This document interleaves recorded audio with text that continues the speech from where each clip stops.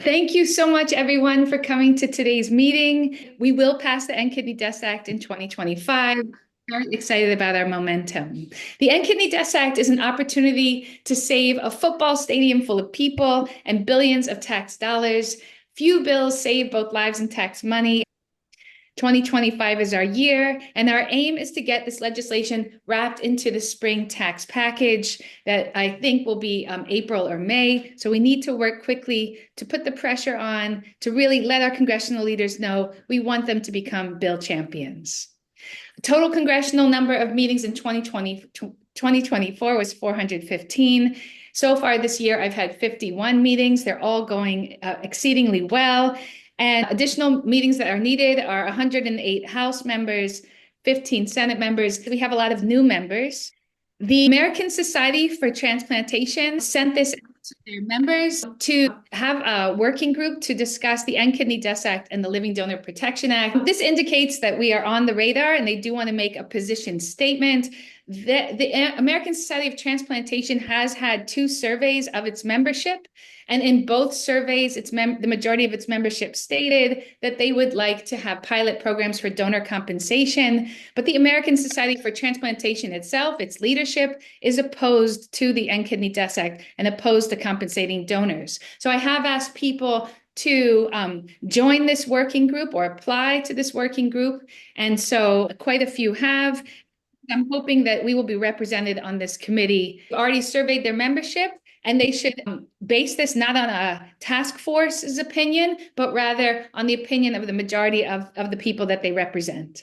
The good news is that we've added some more organizations. We have 27 supporting organizations, and this is our community letter that I send out to all the congressional members after I've met with their staffers. So I think it's quite impressive, and we have real support among renal support networks as well as donor organizations. And we even have support from organizations that are helping people get heart transplants and liver transplants. So I'm very proud of this. If you know of other organizations that can be added to this list, the more the merrier. We need quantity in addition to quality. So please be in touch with me and reach out to those organizations if you have personal connections so that we can get more organizations on our list. This is really strengthening for us. I was in the meeting where the National Kidney Foundation's representative wanted to know more about the fact that we have so much support. And so I think this could help us also getting the larger organizations to come aboard.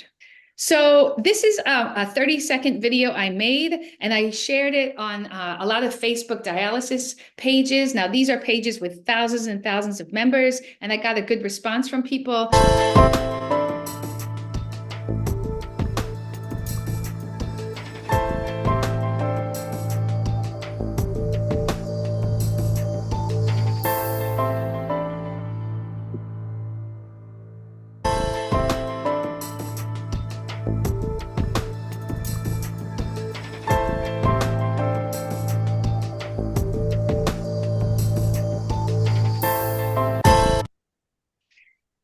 So, it's just a way to demonstrate that we have a tremendous number of organ failure patients who are in support of us, and it was quite successful in my post.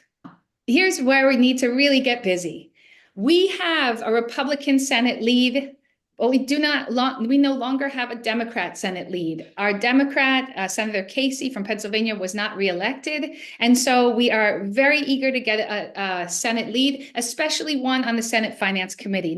If you have friends in those states, please ask them to be in touch with these offices. And I will share this in my follow-up email. You don't need to write it down right now, but we very much need to make contact with these members and let them know that the people in their state, their constituents, want them to become the leader of this legislation. Think about where these members had gone to school, and if people have alumni connections, perhaps they could have access the senator's personal email to make a plea that, I went to the same college as you, and I'm a big supporter of this legislation.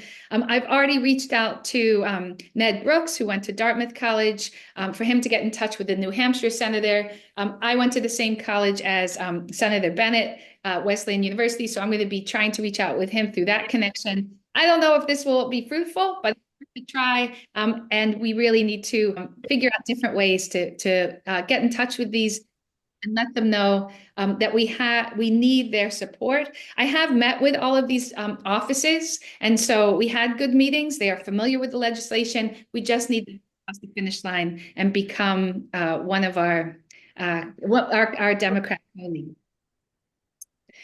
I feel very fortunate that one of our community members, Ekene, an MBA student at Duke, he experienced kidney failure. He spent about 5 years on dialysis.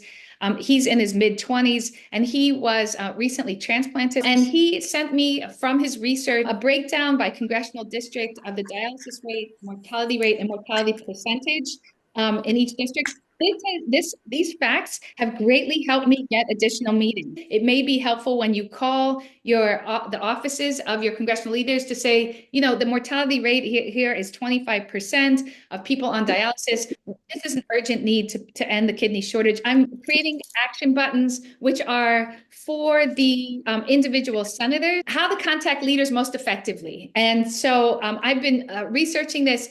It turns out that a phone call is the most effective way because they tally up those calls, and that's the way they often track more than with emails interest. So I was told it's very smart to share your zip code, state that you are a constituent, state your personal connection to kidney disease, or even just that you want the kidney shortage ended on humanitarian grounds, and that you were leader become a co-sponsor. Call the best the best if you call and follow up with an email. If you have any questions about this, you can certainly get in touch with me. Another way to help is to share our posts. I post frequently. Also very good to know that the HOLD Act, the other piece of legislation I'm working on passing, the Honor Our Living Donors Act, was just introduced. And I was told by Representative Maliotakis that in about 3 weeks, she will introduce the End Kidney Deaths Act. That is excellent news, of course. In our last meeting, I asked everyone to make the trip to your congressional leader's office. So I made this short video when I went to visit the office of Representative Espiat.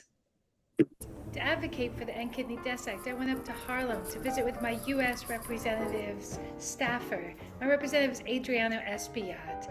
I waited in the waiting room for a short period of time and then went into the office to meet with staffer Shauna. We had a good conversation about the End Kidney Deaths Act. Please advocate to pass this life and tax-saving legislation. We must get this bill to the finish line to save 100,000 lives. And I just want to mention that I was wearing my sandwich board on my walk over to the office and on my walk home. And a delivery guy stopped me and said, that is really good legislation, but it will never pass because people are making so much money off dialysis. And he said, I saw you earlier today. I Googled the End Kidney Deaths Act. And I'm so happy I get to talk to you about it. And I said, well, actually, this bill will pass, and it's going to pass very quickly because it turns out that congressional leaders want to save both lives and money. And even though some people will lose a portion of money as a result of this legislation, they're not going to be an obstacle, and we're going to get this bill to the finish line. So in the last meeting, I asked people to submit 30-second videos explaining why they support the End Kidney Deaths Act. And so I just want to share this excellent video by Jeff Byron, who fortunately is on the call. I shared this on all of our social media platforms, and I think it is excellent, and I would just be really grateful if you would consider making a similar video. I'm Jeff Byron. A few days before my 70th birthday, I was healthy enough to be able to donate my kidney to someone I don't know. I'm retired and I could afford the time and the inconvenience, but most people cannot. I support the End Kidney Deaths Act to greatly increase the number of willing donors by compensating them for their generosity, reduce significantly overall healthcare costs, and save thousands of lives. Excellent work, Jeff. And so another option is to have, if you don't want to just videotape yourself, I'm happy to schedule a Zoom meeting and I will videotape you. I just did that with Jim, who's on the call, and we created an excellent video that I posted. So, I can help you with it, or you can do it on your own. But I think hearing from individual members and for why they think this is great legislation is very effective on social media. And obviously through social media, that's how we grow our movement. So it is really helpful. Some interesting facts about the fiscal benefits of the End Kidney Deaths Act. 75% of kidney waitlist patients are under 65 and could return to work and being a taxpayer. When someone moves from being on dialysis to getting transplanted, the taxpayer saves around $500,000. And on average, the healthier kidney patients live 12 years on dialysis. That's a $1.2 million tax cost.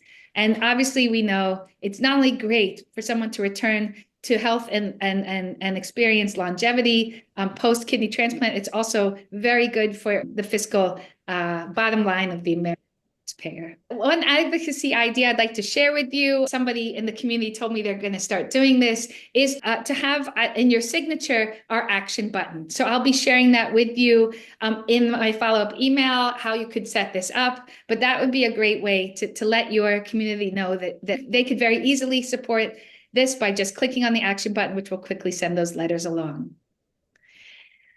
Also wanted to share that in 2022, I was aiming to pass the Living Donor Support Act that passed in New York State, making New York State, once the bill is enacted, the best state in the country for kidney donors in terms of cost and wage reimbursement. That bill passed unanimously in 2022, was signed by the governor, was supposed to be implemented on April 1st of 2023, April Fool's Day, and perhaps they were joking around because they still have not implemented this law. This law could save 100 people annually. And so the fact that it's been 2 years where they have not yet implemented this law that they allocated $2.5 million for has cost 200 lives. And so it was highly irresponsible and inexplicable why the health department refused to do what they were asked to do, implement the program. And so it's frustrating. But I do want to say that this will not be the same with the End Kidney Deaths Act. That is a simple tax credit. It will not be held up in the same way. It's not going to be hard. Right now, for example, if you buy an electric vehicle, you get a $7,500 tax credit. You just need to provide a certification that the vehicle was purchased. In the same way, kidney donors will provide certification that they actually donated. So it's not going to be complicated to get the bill in action. I want to remind you that Valentine's Day is National Donor Day. We're going to be doing a lot of posting that day. It's about raising awareness about organ donation. And then National Living Donor Day, created by Dave Galbensky, the founder of the Living Liver Foundation and a supporter of the End Kidney Deaths Act. So we'll have our second National Living Donor Day, and those are good days for us to do some advocacy. Our next meeting is on March 4th at 5 p.m.